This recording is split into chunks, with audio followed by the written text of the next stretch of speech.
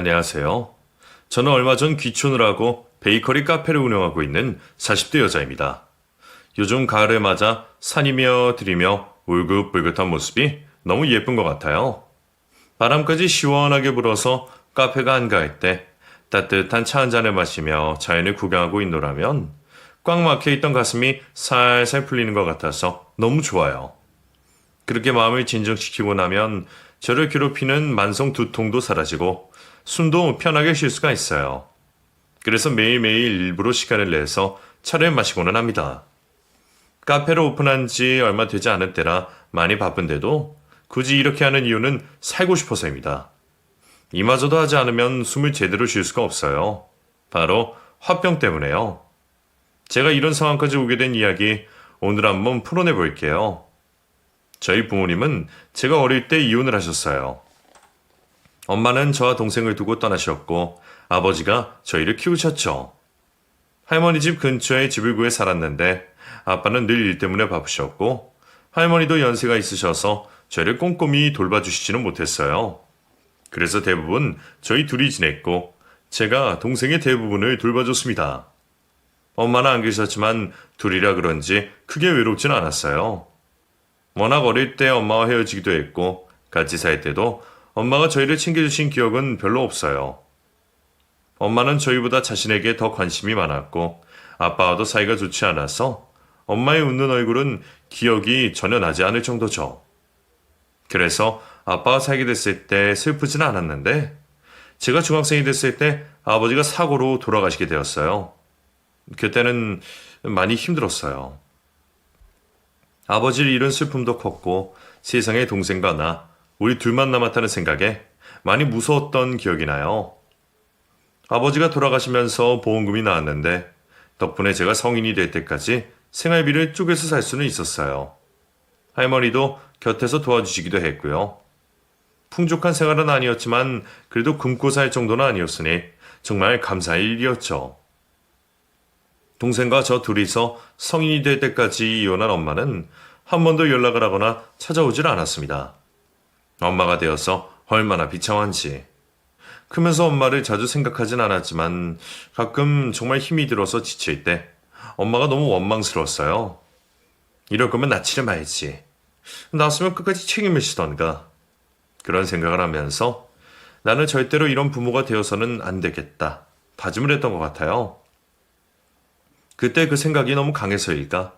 저는 아이가 없습니다. 아마 앞으로도 없지 않을까? 그런 생각이 드네요. 고등학교 졸업을 앞두고 친구들이 대학 진학을 고민할 때 저도 고민을 많이 했어요. 마음은 대학을 가고 싶었지만 현실이 그러면 안 될 것 같아서요. 동생이 고등학교에 입학을 할 텐데 제가 대학에 가면 학비에 생활비까지 감당이 될 것 같지가 않더라고요. 그래서 바로 직장을 가지려고 했지만 담임 선생님이 만류하셨어요. 은정아, 네가 부담이 큰 건 알겠다만 그래도 대학으로 진학을 해야 하지 않을까 싶구나. 선생님 생각에 전문대라도 가는 게 어떨까 싶다. 네 성적이면 전액 장학금을 누려볼 수도 있을 거야. 등록금이 해결된다면 어느 정도 해볼 만하지 않을까 싶은 생각이 들었어요. 대학 졸업장이라도 하나 있으면 더 좋은 직장을 구할 수 있지 않을까 그런 생각이 들었죠. 그래서 전문대로 진학을 했는데 등록금이 해결되어도 만만하지 않았어요. 동생과 함께 쓸 생활비를 감당해야 했으니까요.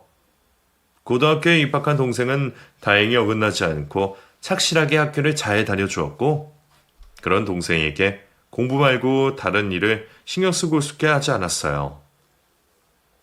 그러니 모든 금전적인 문제는 제가 다 해결해야 했죠. 전문대로 진학했기에 2년 만에 졸업하는 대학을 3년에 걸쳐 졸업을 하게 되었는데 중간에 휴학을 한 번 했기 때문이에요. 휴학해서 생활비를 벌고 난 뒤에 다시 복학해서 나머지 1년을 다녀서 졸업을 했죠. 졸업을 앞두고 취업 때문에 여기저기 알아보고 다닐 때 친구가 아르바이트를 부탁했어요.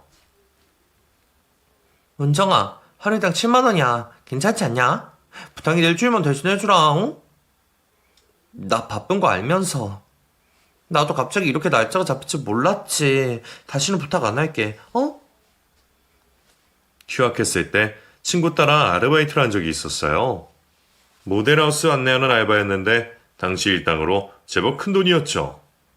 고액 일당에 몇 달 알바를 했었는데 친구가 남자친구랑 여행을 간다면서 저에게 부탁을 한 거였어요. 취업 때문에 면접도 여러 개 잡혀있는 상황이라 거절하고 싶었지만 일당이 또 탐나더라고요. 그래서 일을 대신해주게 되었어요. 해본 일이라 어렵진 않았고 며칠만 해주면 됐기에 편한 마음으로 일을 했더니 업체 담당자가 저에게 같이 일할 생각이 없냐고 제안을 했어요. 바로 정규직으로 채용을 해준다는 소리에 귀가 번쩍 뛰더라고요. 그리고 연봉도 당시 여자 연봉치고는 높은 금액이었고요. 많이 고민할 것도 없었어요. 돈 많이 준다는데 찬밥 더운 밥 가릴 처리가 아니었으니까요. 그렇게 시작한 첫 직장에서 저는 제 인생에서 절대로 잊을 수 없는 한 사람을 만나게 되었어요. 그 사람은 직장에서 저와 함께 일했던 동료였고 저의 첫사랑이었어요. 저보다 2살이 많은 그와 함께 일하면서 가까워졌고 아버지가 돌아가신 이후로 혼자서 가장의 역할을 해야 했던 저에게 버팀목이 되어준 사람이었어요. 오늘 아버지 기일 아냐? 맞아. 기억하고 있었어? 당연하지. 오늘 퇴근하고 같이 마트 가서 장 보자. 음식해서 제사 지내려면 서둘러야겠다. 장은 어제 도민이랑 봐놨어. 집에 가서 바라면 돼. 그랬어? 나한테 얘기도 안 하고? 나 서운해지려고 하는데. 그 사람은 제 일을 마치 자기 일처럼 여겼고 조금이라도 제가 힘들까봐 늘 마음을 써줬어요. 동생 용돈도 마치 자기 동생인 것처럼 챙겨주고 집에 남자 손이 필요한 일은 먼저 나서서 해주고는 했죠. 아버지가 돌아가신 후 무슨 일이든 혼자 해내야 했던 저였기에 저를 챙겨주는 그 사람이 너무 고마웠어요. 그리고 의지를 했고요. 남동생도 마치 친형처럼 잘 따랐기에 가족 아닌 가족 같은 그런 사이가 되었죠. 우리가 4년 정도 연애를 했을 때 저는 청혼을 받았어요. 평생 같이 살자고 말해주는 그 사람이 얼마나 고맙고 사랑스럽던지. 그 사람과 결혼 생활이 기대가 되고 또 우리 사이에 태어날 아이와 꾸릴 가정이 너무나 기대가 됐어요. 태어나서 그렇게 행복했을 때가 없었는데 정신을 차리고 나니 어느새 불행이 저희 앞에 불쑥 다가와 있었어요. 그 불행은 전혀 생각지도 않은 불치병이었죠. 그날은 군대에 간 동생이 휴가를 나오는 날이었어요. 집 정리도 하고 동생 먹을 것도 챙겨놓는다고 연차를 썼는데 회사 동료에게서 전화가 왔어요. 은정씨, 김대리님 구급차에 실려갔어. 네? 그게 무슨 말이에요? 나도 잘 모르겠는데 갑자기 피를 토하고는 쓰러지셨대. 피를 흘리며 쓰러졌다는 말에 눈앞이 캄캄해졌어요. 대체 이게 무슨 영문인지 마음이 급해진 저는 정신없이 병원으로 달려갔고 그곳에서 창백한 얼굴로 눈을 감고 있는 그 사람을 마주하게 되었죠. 의사 선생님께 전해들은 그 사람의 병명, 급성 백혈병. 생각도 못한 병 이야기에 그도 저도 망연자실할 수밖에 없었어요.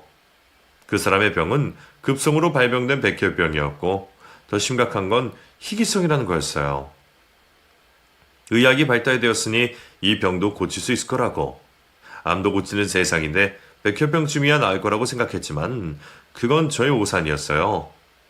고칠 수 없는 병도 있었고 특히 사람의 목숨은 제가 어쩔 수 없는 그런 것이었어요. 그 사람과 저는 2년 동안 투병을 했습니다. 떨어진 면역 때문에 병원 입원실에서 벗어나지도 못하고 아침 저녁으로 그의 팔에는 링거가 꽂혀 있었어요. 날이 갈수록 그 사람은 말라갔습니다.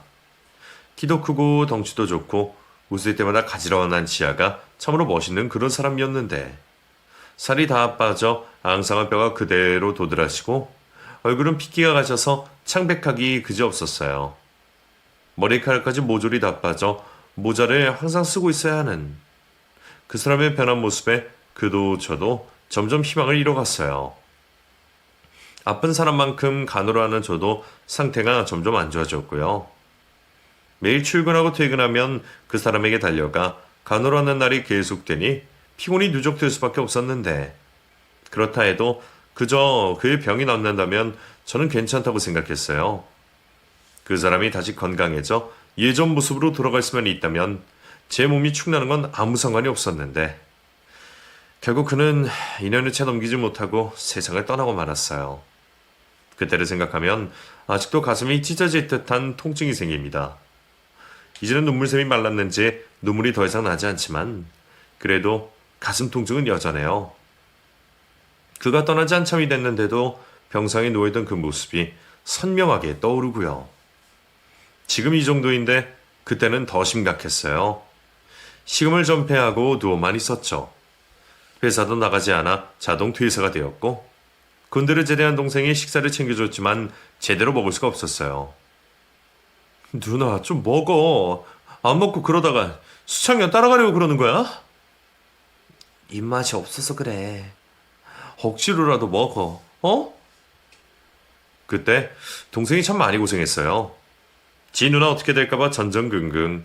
식사 시간이 되면 조금이라도 먹으려고 애를 쓰고 그랬거든요.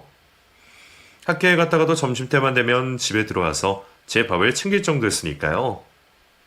동생의 정성 덕분인지 저는 점점 기력을 찾아갔고 밖에 외출도 할 수 있을 정도가 되었어요. 사람이 생명력이 참 질긴 게 그 사람이 떠나고 그때 제 심정은 떠난 그레에 따라가고 싶은 마음이 굴뚝 같았어요. 그런데 점점 시간이 지나면서 제가 밥을 떠먹고 있더군요. 입이 비썩 말라 찬물에 겨우 밥을 말아 입안에 밀어 넣었어요.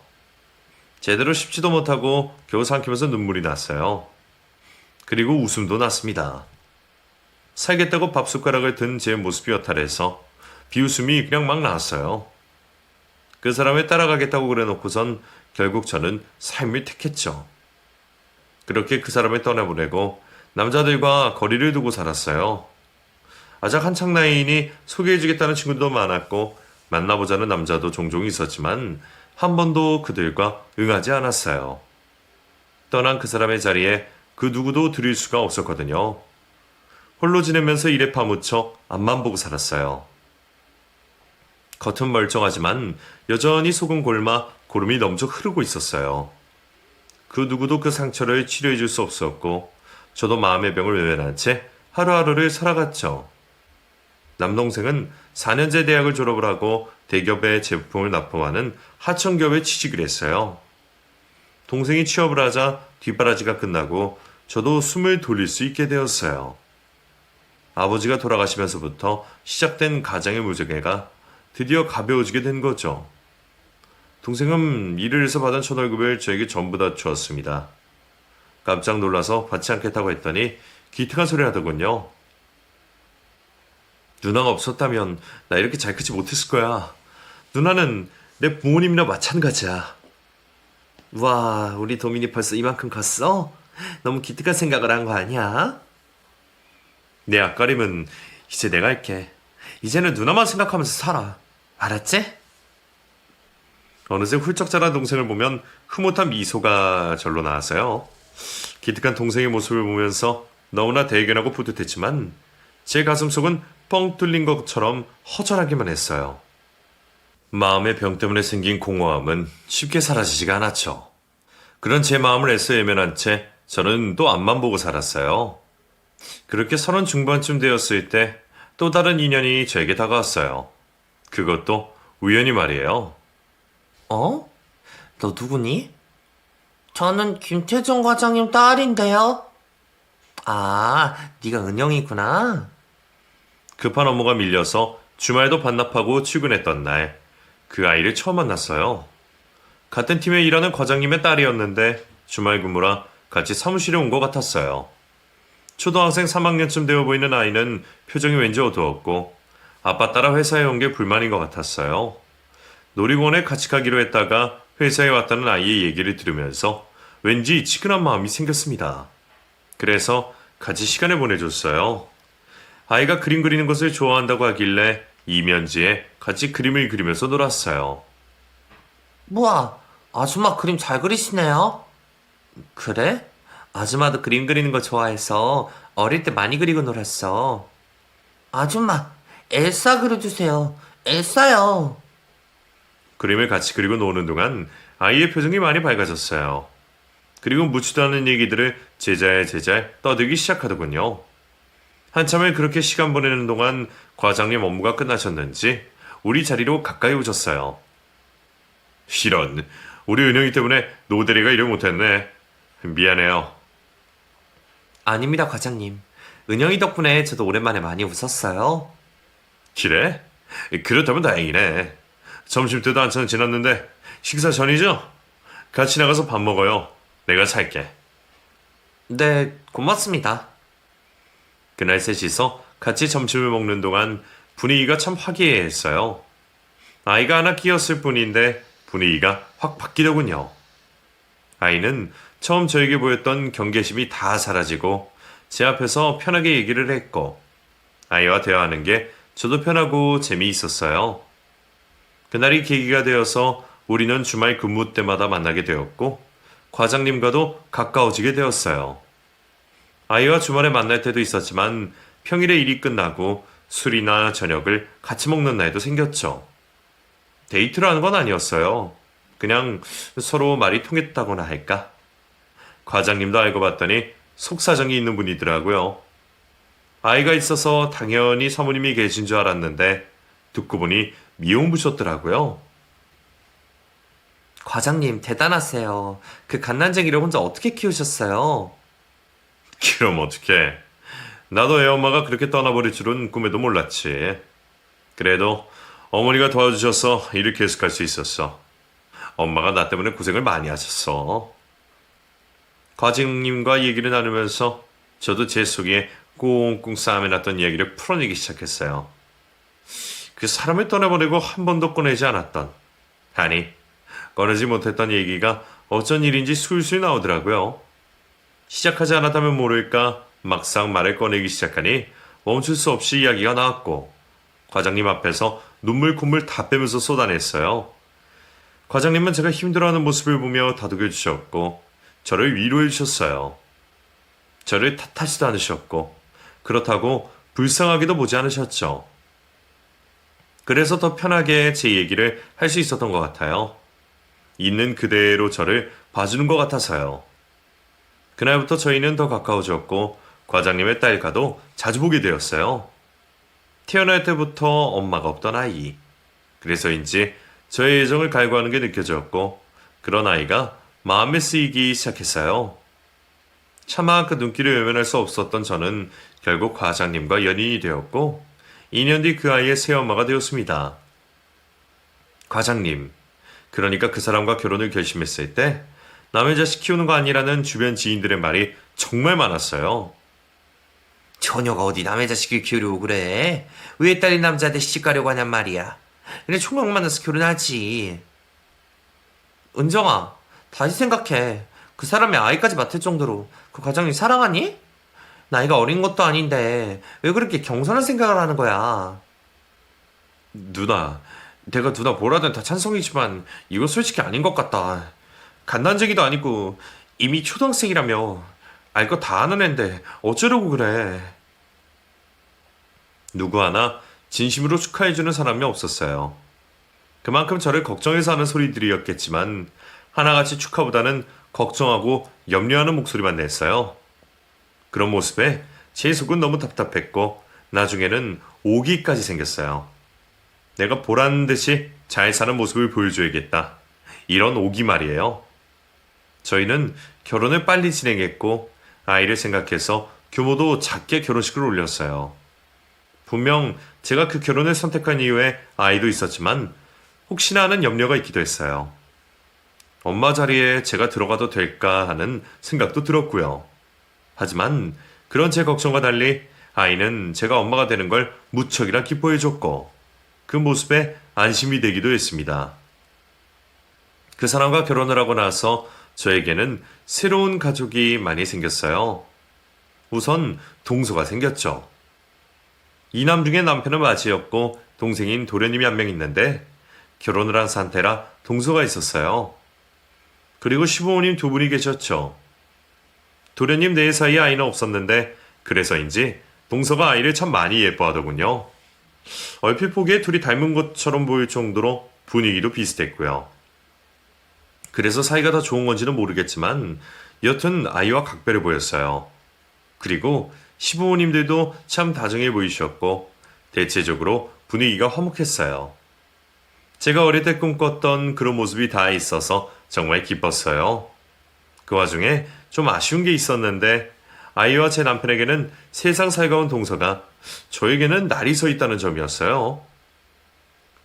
오늘 본가에 다녀서 피곤하지? 그래도 당신이 어머니 생신상을 준비한 건 정말 신의 한 수였던 것 같아. 엄마가 그렇게 기뻐하실 줄은 몰랐어.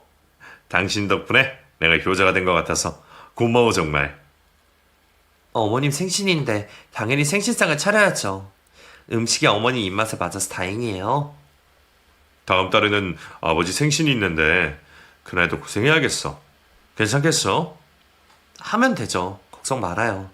그런데 동서 말이에요. 재수씨? 재수씨가 왜?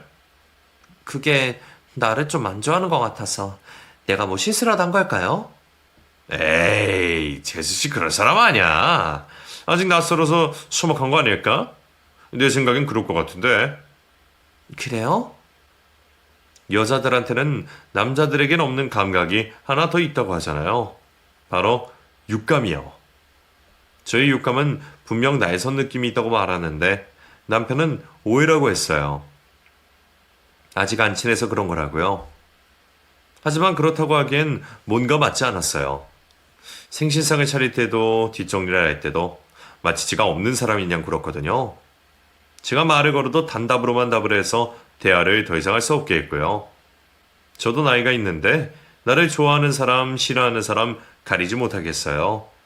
분명히 저를 싫어해서 하는 행동이었어요.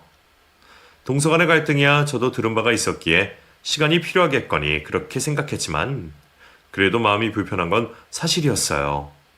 하지만 싫다는 걸 억지로 좋아하게 할 수도 없는 일이니 동서에게 시간을 좀 주기로 마음을 먹었죠. 갑자기 나타난 여자가 형님이라고 손 윗사람 대우를 하게 됐으니 그게 불편했을 수도 있겠다. 이렇게 해주려고도 했고요.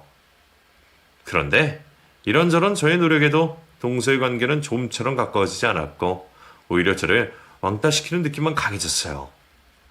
분명히 제가 남편의 아내이고 아이의 엄마이지만 동서만 끼이면 외부인 느낌이 더 강해졌죠. 외출을 하고 오니 동서가 집에 와서 아이와 함께 놀고 있다던가 남편의 생일 파티를 동서 집에서 준비를 하고 남편이 좋아하는 요리를 준비해 놓는다던가 가족끼리 기념일을 즐기고 싶지만 늘 도련님 부부와 함께 하다던가 심지어 휴가에도 도련님 부부는 빠지지 않았고 일 때문에 도련님이 먼저 집에 가더라도 동서는 끝까지 자리를 지켰다가 함께 집으로 돌아오는 것 등등 우리 가족이 뭘 하든 늘 동서가 끼어 있었어요. 불편한 마음에 남편에게 말을 하면 엄마의 빈자리를 예전부터 대신해준 고마운 재수씨라는 말로 두둔하는 태도를 보이니 저도 제 자리를 제대로 잡을 수가 없었어요. 모르는 사람이 보면 제가 아니라 동서가 아이 엄마인 줄 알 정도로요. 그 정도로 관계가 심각했어요. 제 주변 지인들이 다 말린 결혼식을 제 고집으로 한 거잖아요. 그래서 결혼 생활을 잘 알고 있는 모습을 보여주고 싶었어요. 그런데 제 뜻대로 잘 되지 않으니 나중에는 체념을 하고 받아들이게 되더군요. 제가 아무리 불편하다고 해도 남편이 제 편이 아니니 아무 소용이 없었고 저도 상황을 바꾸려는 노력을 더는 하지 않게 되었어요. 결혼 생활을 하면 할수록 웃음도 줄어들고 말수도 줄어들게 되었고요. 그렇게 몇 년이 흐르고 도련님 부부에게 큰일이 생겼어요. 아이가 없어도 참 인고 부부라고 생각했는데 어느 날 이혼을 한다고 하더군요. 시부모님도 이혼 소식에 깜짝 놀라 두 사람을 불러 타일러 보시는 것 같았지만 결국엔 이혼을 하고 말았고 그 뒤로 도련님은 시댁의 발걸음을 끊었어요. 형과도 연락을 하지 않는 것 같더라고요. 갑작스런 두 사람의 변화에 저도 많이 놀랐는데 더 이상한 것은 도련님이 저에게 남긴 문자 메시지였어요. 형수, 형 믿지 마세요. 밑도 끝도 없는 문자 내용에 전화를 걸었지만 도련님은 받지 않더군요. 이상한 느낌이 들었지만 아이가 동서가 없어진 걸 알고 분리불안을 느끼는 탓에 더 이상 신경을 쓰지 못하고 상담센터를 찾아다니며 아이를 돌보기에 바빴어요. 동서와 워낙 가까이 지내서인지 아이의 분리불안증은 심각했어요. 어린아이도 아니고 초등학생인데도 증상이 심각하고 치료가 잘 되지 않자 남편은 아이와 주말마다 캠핑장을 다니기 시작했어요. 나도 같이 가야 하는 거 아니야? 둘이 있는 것보다는 셋이 나을 것 같은데. 내 생각에는 나랑 단둘이 있는 것도 좋을 것 같아. 내가 당신이랑 결혼하고 아이랑 둘이 있는 시간이 없었으니까. 그래도 여보, 내가 생각이 있어서 그래. 걱정하지 말고 당신도 주말 동안 하고 싶은 일 하면서 편하게 쉬어. 알았지? 저만 쏙 빼놓고 둘만 캠핑을 다녔어요. 남편이 아이를 위해서 그렇게 하기로 한 거겠지만 저는 내심 서운했죠. 왠지 선을 긋는 것 같아서요. 엄연히 저도 부모인데 아이 문제에 있어서만큼은 늘 배제시키니 기분이 좋을 리가 없었어요. 그 부분을 남편에게 말하고 싶었지만 아이를 위해서 그런다고 하니 더 이상 할 말도 없었죠. 그렇게 부녀 만에 캠핑이 시작되었고 주말마다 저는 집에서 혼자 있어야 했어요. 처음에는 저도 제 취미 생활을 해보려고 했어요. 하지만 감정이 상해서인지 하는 것마다 집중을 제대로 할 수가 없었어요. 결국 아무도 없는 집에서 혼자 주말을 보내게 되었죠. 그렇게 혼자 있다가 보면 참 여러 가지 생각이 떠오릅니다. 물론 대부분의 생각이 부정적인 것들이고요. 생각에 꼬리를 물고 있다 보면 늘 내가 왜 결혼을 했는가 이런 생각들이었어요. 그러다가 일요일 저녁 부녀가 돌아오면 뒤치다꺼리를 하다가 또 하루하루를 살게 되고 그런 일상의 반복이었어요. 남편 말대로 캠핑이 정말 효과가 있었는지 캠핑 이후로 아이의 상태가 좋아졌고 상담센터도 더 이상 가지 않아도 될 정도로 좋아졌어요. 점점 생활도 안정되어 가고 저와 아이의 관계도 좋아졌죠. 이대로만 가면 걱정 없겠다 싶었는데 일이 또 터져버렸어요. 그날도 주말에 맞아 남편과 아이가 캠핑을 갔다가 돌아오는 날이었어요. 계절이 겨울로 넘어갈 때라 추웠고 저녁에 따뜻한 음식을 먹이려고 한창 식사 준비를 하는데 아무리 기다려도 남편이 오지 않았죠. 통화를 해야겠다 싶어 전화기 든 순간 전화벨이 울려 깜짝 놀랐어요. 여보세요? 여보, 왜 이렇게 안 와요? 지금 은혜가 없어졌어. 경찰에 신고하고 찾는 중이야. 뭐라고요? 그게 무슨 말이에요? 남편은 다시 전화를 하겠다며 기다리라고 하고는 전화를 끊었어요. 너무 갑작스러운 일이라 당황한 저는 남편이 다시 전화할 때까지 하염없이 기다릴 수밖에 없었죠. 그날 연락을 기다리며 밤을 꼬박 새웠어요. 저도 아이를 찾으러 가고 싶었지만 대체 어디에 있는지도 모르고 전화는 받지 않으니 움직일 도리가 없더라고요.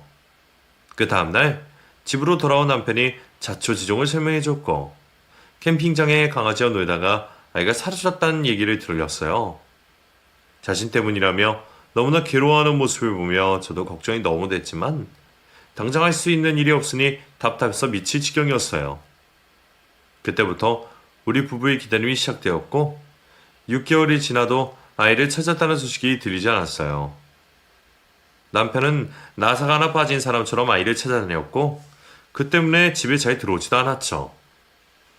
결혼 후 회사를 그만두고 시작한 사업도 모조리 손 놓고 아이만 찾으러 다녔어요. 상황이 이쯤 되니 집안 가게도 서서히 무너지기 시작했죠. 생활비가 점점 줄어들었고 나중에는 통장 잔고가 바닥이 나게 됐어요. 그런데 남편에게 생활비 얘기를 할 수가 없었어요. 피가 섞이지 않은 저도 실종된 아이 때문에 힘든데 남편은 얼마나 힘들까 싶어서 돈 얘기를 못하겠더라고요. 어떻게 할까 고민을 하다가 제가 일을 다시 시작해야겠다는 생각이 들었어요. 결혼하면서 남편의 권유로 일도 그만둔 상태였거든요. 그래서 할 수 있는 일을 찾아다녔는데 원래 하던 일을 다시 할 수는 없었어요. 나이가 들었고 잠시 쉬었던 탓에 저를 뽑아주는 것도 없었어요. 마음먹은 대로 되지 않자 다시 일하기로 했던 마음이 약해졌어요. 알아보는 과정이 너무 힘들더라고요. 그래서 무기력해져 있던 찰나 남편에게서 아이가 죽은 것 같다는 말을 듣게 됐어요. 아무래도 우리 은영이 죽은 것 같아. 다녀봐야겠어. 그게 무슨 소리예요? 남들은 다 포기해도 당신은 포기하면 안 되죠.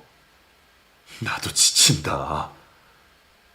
남편은 더 이상 헛된 희망을 갖고 싶지 않다며 아이를 포기하겠다고 했고 그 소리에 펄쩍 뛰었지만 말을 듣지 않았어요. 그러고는 마음을 추스리기 위해 여행을 다녀오겠다고 했어요. 어디로 가는지, 언제 돌아오는지도 알 리가 없고 떠나버린 남편. 고통 때문에 그랬겠지만 아무리 그래도 무책임하게 행동하는 모습에 정말 많이 실망했죠. 제가 그러든지 말든지 남편은 호련히 떠나버렸고 저는 너무 황당해서 시댁을 찾아갔지만 시부모님들도 아들이 어디로 갔는지 잘 모르겠다고 하셨어요. 둘째 아들에 이어 첫째까지 마음고생으로 방황을 하니 시부모님도 많이 힘들어하셨어요. 가장이 갑자기 사라지자 저만 덩그러니 남게 되었어요. 이 무슨 기구한 인생인가 싶더군요. 부모님에 이어 남편에게까지 버림받았다는 사실이 저를 미치게 했어요. 그런데 문제는 더 큰 데 있었어요. 남편으로부터 모든 금전적인 지원도 다 끊어져 버렸다는 사실이요. 당장 다음 달 공과금과 대출이자를 낼 돈도 바닥이 나 있는 상황에 정말 앞이 캄캄해졌어요. 엎친 데 덮친 격으로 코로나가 터졌고 식당 서빙 알바조차도 할 수가 없는 상황이 됐어요. 그야말로 손가락만 빨고 지내야 하는 상황이 됐죠. 코로나 때문에 쉽게 일을 할 수 없는 상황에 어떻게 해야 하나 고민하고 있을 때 아파트 베란다 창밖으로 배달원들이 급하게 다니는 모습이 눈에 들어왔어요. 저거라도 해야겠다. 이런 생각이 들었죠. 저는 스쿠터 하나를 샀고 그걸로 배달 일을 시작했어요. 솔직히 우중충한 남자들이 많은 배달 사무실을 찾아가는 게 쉽지는 않았지만 어쩌겠어요. 당장 먹고 살아야 하는데. 눈 질끈 감고 일을 시작했는데 또 하다 보니 적응이 돼서 할만해졌어요. 그리고 코로나 때문에 배달 일이 많아져 수입도 짜릿짜릿했고요. 덕분에 먹고 사는 일이 해결이 됐어요. 일을 하는 와중에도 남편에게 계속 연락을 시도했지만 진짜 무슨 일인지 통 연락이 안 되었고 그렇게 전화를 할 때마다 문자가 왔어요. 조금만 더 시간을 달라면서요. 저에게 한 행동들을 생각하면 당장 이혼이라도 하고 싶었지만 또 아이를 잃은 남편의 입장을 생각하면 마음이 아프기도 했어요. 원망스럽다가도 측은한 마음이 드니 계속 기다려주게 되었고 그렇게 시간이 흐르고 있었어요. 그러다가 드디어 사건의 진실이 드러나는 일이 생겼어요. 세상에 비밀은 없다더니 저는 아주 충격적인 상황을 마주하게 되었어요. 그날은 하늘에 구멍이라도 뚫린 것처럼 억수같이 비가 오던 날이었어요. 비가 많이 와서 일거리도 없고 해서 일찍 일을 마칠 생각이었는데 콜이 하나 떴죠. 익숙한 주소였고 가만 보니 도련님과 헤어진 동서가 음식을 시킨 것 같았어요. 배달을 하면서 우연히 동서가 사는 집에 배달한 적이 있었는데 제가 하이바를 쓰고 있어서 저를 못 알아보더라고요. 하지만 저는 동서를 알아봤고 얼굴이 예전보다 밝아 보였어요. 게다가 집안에 남자와 아이 목소리가 들려서 재혼을 했구나 혼자 추측도 하고 있었죠. 그 동서가 그날 피자를 주문했더라고요. 주소가 눈에 밟혔지만 배달을 가지 않을 생각이었어요. 그런데 아무도 코를 잡지 않더라고요. 별 수 없이 마지막 배달건이라고 생각하고 제가 가게 됐어요. 우비를 입었지만 옷끝이 다 젖어서 체온이 떨어졌는지 많이 추웠어요. 입술이 떨리는 걸 겨우 참으며 집에서 초인종을 눌렀죠. 잠시 뒤 현관을 열고 어떤 여자아이가 나왔고 피자가 떨어지지 않게 손에 잘 쥐어주는데 순간 저는 제 준을 의심했습니다. 아이의 얼굴이 낯이 익었어요. 그리고 고맙습니다. 인사하는 목소리도 귀에 익숙했고요. 네, 그 아이는 남편이 잃어버린 딸이었어요. 캠핑장에서 실종됐던 그 아이가 버젓이 동서의 집에서 나온 거였죠. 저는 경악해서 순간 얼어버렸어요. 그 아이의 손을 잡고 놔주지 않았죠. 그랬더니 아이가 소리를 질렀어요. 엄마! 엄마? 아이가 분명 엄마라고 불렀고 곧이어 동서가 나타났어요. 지금 뭐 하시는 거예요? 은영아 괜찮아? 엄마, 이 아줌마가 손을 안 놔줘. 뭐? 이보세요. 왜 이래 이 여자? 저는 상황이 이해가 가질 않았어요. 대체 이게 무슨 상황인지. 동서가 소리를 쳤지만 제가 요지부동이자 안을 향해 누군가를 불렀어요. 곧이어 나타난 사람. 네, 예상이 가시죠? 남편이었습니다. 남편이 현관에 나타난 순간 저는 하이바를 벗어 던지면서 남편에게 달려들었어요. 여기서 뭐 하는 거야? 당신이 왜 여기 있냐고? 당신이 여기서 뭐해? 뭐야? 저는 남편의 멱살을 잡으며 장하시는 말로 거실까지 밀고 들어갔어요. 뒤따라온 동서와 아이가 저를 말린다고 양팔에 매달렸죠. 이건 놔, 이 여자야! 뭐? 이 여자? 저는 멱살에 놓고 해명을 요구했어요. 대체 이게 무슨 상황인지 알아듣게 말하라고 소리 질렀죠. 이어 남편과 동서는 제 앞에서 눈치를 보며 이실직고를 했고 자취중을 들은 저는 말도 안 되는 상황에 기가 찼습니다. 아이의 친구는 놀랍게도 동서였어요. 남편과 연애를 했고 아이를 낳았지만 키울 생각이 없었던 동서는 아이를 주고 떠난 거죠. 그랬다가 다른 사람과 결혼을 하려고 했을 때 알고 보니 결혼하려는 남자의 형이 제 남편이었던 거죠. 너무 놀랐지만 모른 체하고 그냥 결혼했대요. 인생 말아먹기 싫어서 아이까지 버리고 떠나놓고 막상 눈앞에서 자기 딸이 알짱거리니 모성애가 뒤늦게 폭발한 거죠. 숙모가 자기 엄마라니. 그래서 아이와 동서 사이가 그렇게 가까웠던 거고 둘의 분위기가 닮아 있었던 거였어요. 피는 못 속인다더니 그 말이 사실이구나 싶더군요. 도련님은 아무것도 모르고 형과 자기 와이프에게 놀아놨다가 나중에 알게 됐대요. 그리고 그 사실을 알고 나서 도저히 용서할 수 없어 떠났다고 하더군요. 그제야 도련님의 밑도 끝도 없는 문자가 기억이 났어요. 그 모든 상황을 알고 나서 나에게 언지를 주고 갔던 거예요. 여러분은 이 상황이 이해가 되세요? 사람의 기만 해도 분수가 있지. 어쩜 둘이서 사람을 이렇게 병신으로 만들 수가 있는지. 미안해요, 정말. 나도 다 잊고 새 출발하려고 했어요. 그래서 이혼됐던 건데 도저히 아이가 어른거려서 인연을 끊을 수가 없었어요. 진짜 답 없는 여자네. 그럼 당신 이렇게 멀쩡히 살아있는 애를 왜 실종됐다고 하고 죽었다고 한 건데, 어? 그게 제 질문에 남편은 아니 그 인간이 우물쭈물했어요. 모자란 사람처럼 말을 덧없는 행색이 놀란 마음이 진정이 안 된 것 같더군요. 그 모습을 보면서 문득 든 생각이 나를 따돌리려고 그랬구나 싶었어요. 나 때문에 그런 거야? 이 여자랑 아이랑 살림 차리고 두 집살이 하려고? 나도 그러고 싶지 않았는데 우리 부모님 하시면 충격이 크실 것 같아서. 기가 찼어요. 오로지 자기 식구들을 위해 저를 이용한 거나 마찬가지였어요. 부모님이 충격받으시는 게 싫었더니 그래서 나를 가림용으로 썼다니 도저히 용서할 수가 없었어요. 저는 그 인간의 머리채를 잡고 미친 듯이 흔들었어요. 그리고 양따귀를 사정없이 때리고 발로 찼죠. 아무리 그래도 그렇지 사람을 그런 식으로 이용하면 안 되는 거잖아요. 한동안 미친 듯이 발광을 하고 나니 그 인간이랑 그 여자가 저에게 무릎을 꿇고 빌더군요. 용서해줘. 정말 미안해. 당신 이용하려고 한 건 아닌데 정말 미안해. 대신 우리 부모님께는 말하지 말아줘. 제발 부탁이야. 끝까지 저를 기만하는 나쁜 인간. 그곳에 더 이상 같이 있고 싶지도 않더군요. 저는 가만히 있지 않겠다고 선전포고했고 그 길로 변호사 사무실을 찾았어요. 그리고 그 인간을 기만죄로 고소했습니다. 그리고 그 인간 부모님을 찾아가 알아낸 사실 모두를 알렸어요. 당연히 두 분은 놀라셨고 시어머님은 쓰러지기도 했어요. 그래서 한동안 병원 신세를 지셔야 했죠. 저는 이혼을 요구했어요. 그리고 재산분할과 위자료까지 싹 다 청구했고요. 처음에는 마음대로 하라면서 큰소리 치더니 제가 아이 출생의 비밀을 인터넷에 올리겠다고 하자 미안하다며 원하는 대로 다 해주겠다고 하더군요. 그래서 비교적으로 수월하게 이혼을 할 수 있었어요. 이제 와서 지나온 상황을 생각해보면 참 멍청한 인간이라는 생각이 들어요.